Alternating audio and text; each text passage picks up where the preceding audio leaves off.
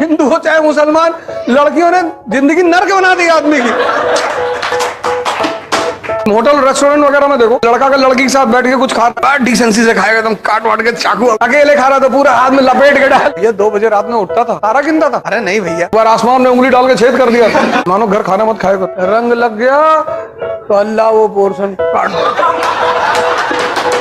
तो मुसलमान लड़के कहते हैं कि हिंदू लड़की से शादी करने में जन्नत मिलती। तुम्हारी मजबूरी ये है कि तुम्हें इनके साथ रहना है। जब तुम्हारा सिलेक्शन हो जाएगा, तुमको डीएम बंगला मिल जाएगा, वहां बाहर 4 लोग गन लेके खड़े रहेंगे। जैसे ये पहुंचेगा, मार के जूता गिरा देंगे तुरंत।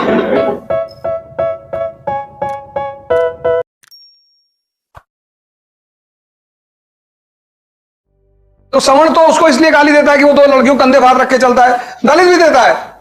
हम हरिजन के गांधी नहीं है, हम गांधी के हरिजन नहीं है, तब उसको गाली दे रहे। दाऊद इब्राहिम को गाली देके दिखाओ। हम तो बोलते हैं यूट्यूब पे, किसी की अम्मा ने दूध पिलाया तो दाऊद इब्राहिम को गाली देके दिखाए, उसके घर जाएंगे, पैर छू कर आएंगे उसका। कराची से गोली चलेगी, लाहौर वाहौर ऐसे दिल्ली उल्ली होते हुए तब घुसेगी दिमाग में। तुम कितने बड़े भी तोप हो। जैसे पहले शब्द भेदी बाण होते थे ना, ऐसे शब्द भेदी गोली चलेगी। से अमृतसर होते हुए ऐसे दाहिने बाएं टप्पा खाते हुए पहुंचेगी।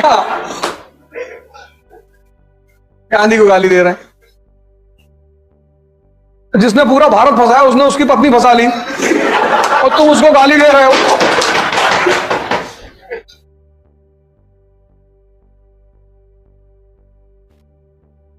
अब इसके सामने अगर तुम औरंगजेब का नाम ले लो, और अगर ये मुसलमान है, इतनी तारीफ करेगा औरंगजेब। ऐसे पूछा अलाउद्दीन खिलजी का नाम जानते हो? ये कौन थे भैया? जब औरंगजेब का नाम जानते हो तो अलाउद्दीन खिलजी का भी नाम जानो।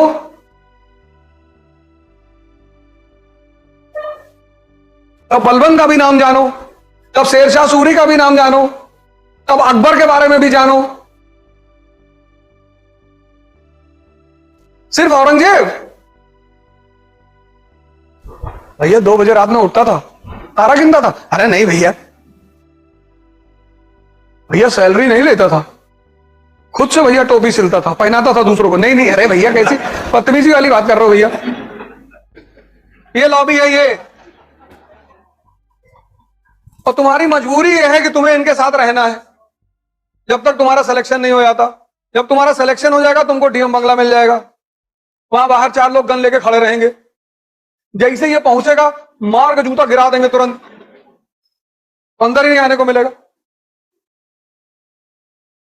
तुमको यहां आना है, यहां यहां,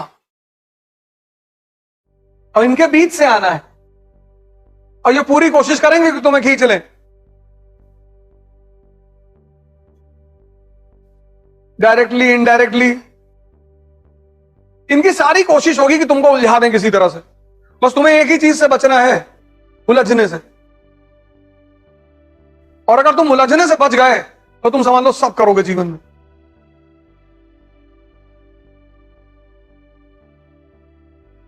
बहुत महान है, बहुत महान। एक बार आसमान में उंगली डाल के छेद कर दिया था, फिर आरएसएस वालों ने भरा उसको 1925 में।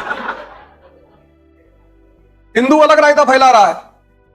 हिंदू से पूछो औरंगजेब के बारे में, कहता भैया 10,000 ब्राह्मण को डेली मारता था। डेली? हाँ भैया, डेली 10,000 लोगों को मारता था। 51 साल शासन किया उसने। 10,000 डेली मारा होता तो हिंदू ही ना बचते, ब्राह्मण तो छोड़ ही दो। नहीं नहीं, तुमको नहीं बताया, बाद में बताएंगे। मैंने कहा भैया 10,000 के हिसाब से कैलकुलेट कर लो साल भर में कितना मारा, और फिर उसको 51 से गुणा कर लो, तो उतनी तो जनसंख्या ही नहीं थी। नहीं नहीं, तुम यार कुछ पढ़े लिखे तो हो नहीं, पता नहीं क्या आईएएस के लोगों को पढ़ाते हो तुम।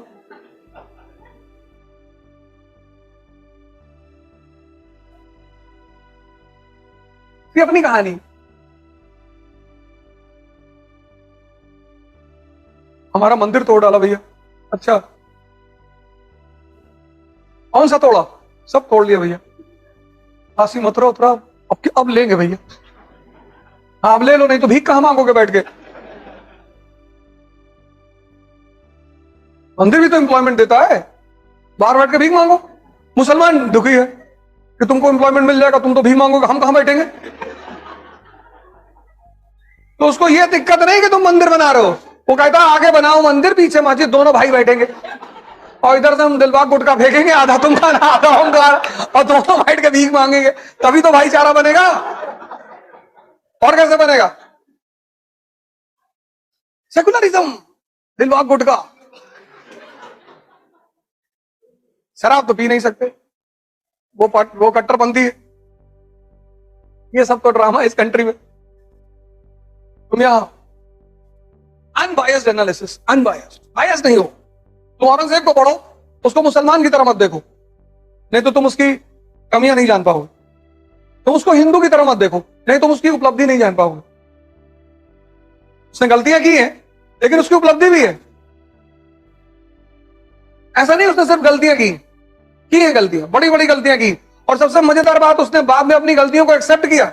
एक लेटर लिखा अपने बेटे को, शाह आलम को। वो लेटर आज भी दिल्ली म्यूजियम में रखा हुआ है, फारसी में। उसका इंग्लिश अनुवाद भी रखा हुआ है, जिसमें वो लिखता है कि मैंने ये गलतियां की। और अपने बेटे को लिखता है कि कभी मौलानाओं के साथ मत रहना। बड़ी सही राय दी उसने। इन मौलानाओं ने मेरी जिंदगी तबाह कर दी। ये मौलाना पुरोहित यही तो करते हैं, और करते क्या है? मुसलमानों घर खाना मत खाया करो। क्यों? गाय का टुकड़ा डाल देते खाने में थोड़ा सा। लो, शुद्ध फालतू वाली बात।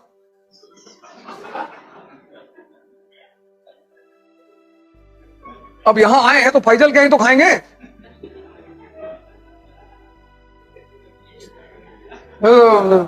ये लोग विधर्मी बनाते हैं, थोड़ा सा टुकड़ा डाल देंगे तुम्हारा धर्म खत्म हो जाएगा। कितना कमजोर है मेरा धर्म, तुम्हारा कमजोर होगा।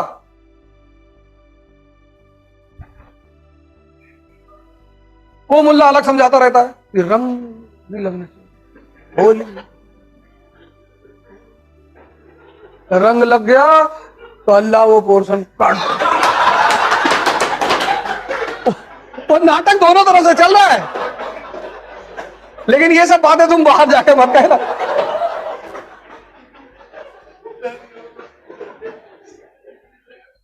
औद्योगिक क्रांति, अरे भैया हमें तो बड़ा अजीब लगता है। तुम लोग भी तो इसी समाज में रहते हो ना, तुम्हें ये सब नहीं दिखाई पड़ता? तुम्हारे साथ ये सब नहीं होता? होता है कि नहीं होता? फिर हाँ, तो वही तो नोटिस करना है, तभी तो तुम्हारा दिमाग सुलझेगा। अरे एक रायता है, एक, अगर मैं इनका रायता बताने लगूं 10-12 क्लास तो ऐसे निकल जाए। वो मुसलमान लड़के कहते हैं कि हिंदू लड़की से शादी करने में जन्नत मिलती, और हिंदू लड़का कहता है कि मुस्लिम लड़की से शादी करके किसी को जन्नत मिली है। वो चाहे हिंदू हो चाहे मुसलमान, लड़कियों ने जिंदगी नर्क बना दी आदमी की।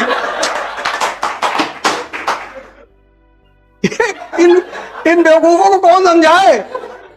उल्टा सीधा कॉन्सेप्ट दे रहा है, उल्टा सीधा। और अगर तुम उस कॉन्सेप्ट, अच्छा वो नरक बनाई क्यों? अगर स्त्री नहीं, भगवान ने स्त्री को इसीलिए बनाया अपने रिप्रेजेंटेटिव के रूप में। स्त्रियों का काम है पुरुष को सिविलाइज करना, सुधारना। अब 25 साल तक मां के हाथ का बना खाना खाया, मां ने खाना दिया, लौकी बना के 3 दिन उठा फेंक दिया थाली, डेली डेली लौकी दे रहे हो, दिमाग खराब है तुम्हारा।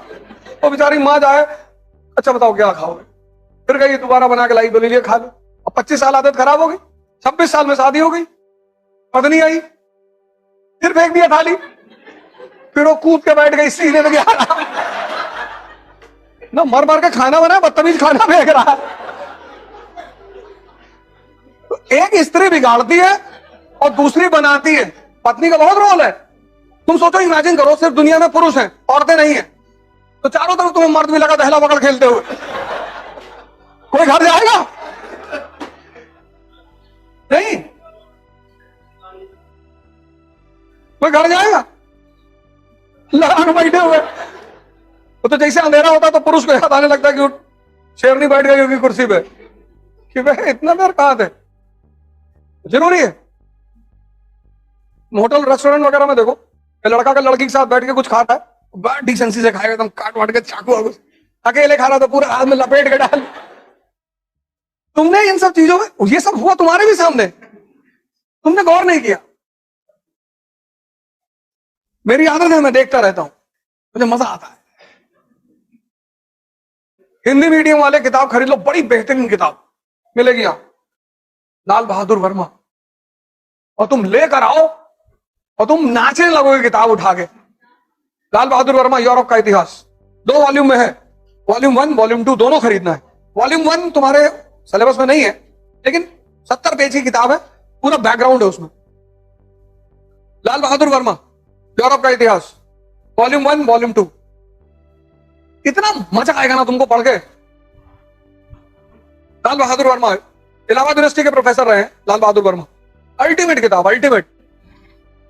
मतलब हम तुमसे बता रहे हैं, तुम जब वहां से चैप्टर पढ़ोगे ना हिंदी मीडियम वाले, उतनी बढ़िया धरती पे कोई किताब ही नहीं।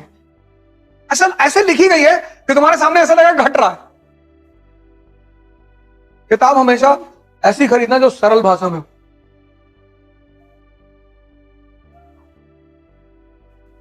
किताबें बुरी नहीं होती, टीचर बुरे नहीं होते, पर हर आदमी का तरीका होता है।